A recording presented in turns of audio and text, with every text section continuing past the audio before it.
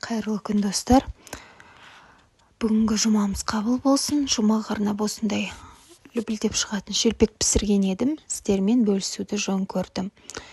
Көп ештеңе қажет етпейтін, ашытқысыз 15 минутта дайын болатын осындай жұмсақ жұқа болып шығатын шелпектер.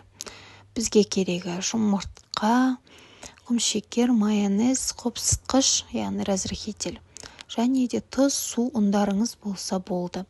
Осындай ыдысқа жұмыртқамызды саламыз.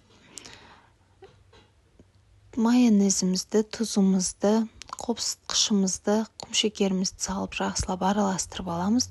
Одан кейін жылы суымызды 1 стақан, суық болмасын, жылы суымызды құйып, електен өткізілген ұнымызды салып, жақсылап жұмсақ қылып нанымызды елеп қоямыз. Достар, каналыма жазылып, лайк басып, комментарий жазуды ұмытпаңыздар.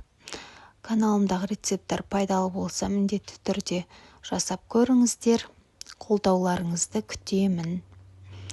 Мінекей. Осылай етіп барлығын жақсылап араластырып алдым.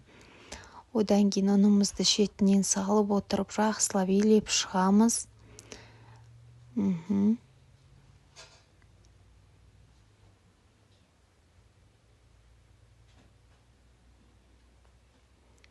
Жұмсақ қылып елеңіздер.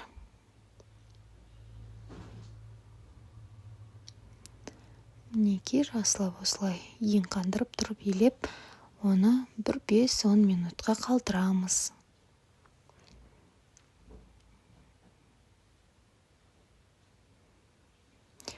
Осындай тынғаннан кейін 7-8 бөлікке бөліп, оны да 5 минутқа тындырып қоямыз. Одан кейін осылай етіп жайып алып, жұқа етіп жайып алсаңыздар болады.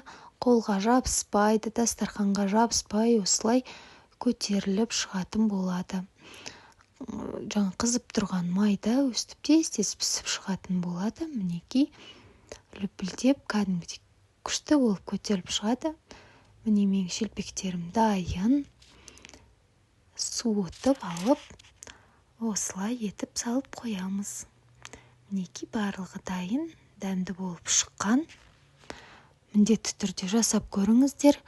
Ашытуды ешқандай қажет етпейтін шелпектер. Назарларыңызға көп рахмет. Міндетті түрде жасап көріңіздер.